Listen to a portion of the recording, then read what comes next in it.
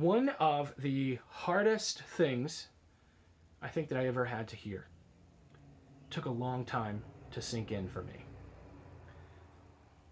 My wife and I were struggling financially. I'd lost a job, trying to make ends meet, and I was at this place where I was blaming everybody else.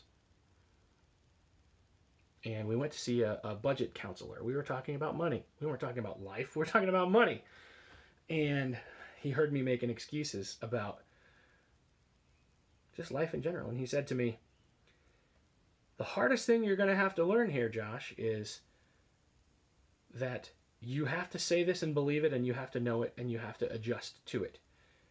I am where I am because of the choices that I have made. I did not want to hear it. I rejected it, and it took a long time for that to sink in, because it's easier to blame the company that laid me off. It's easier to blame the government for letting me down. It's easier to blame everybody else but me.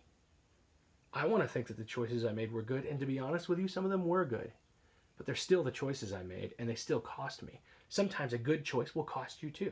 We chose to get married young. We chose to have kids young. We chose to leave our college education before we were done. I think that those were good decisions. They really were. But those decisions had consequences. Good decisions have consequences too. And sometimes there were bad decisions too.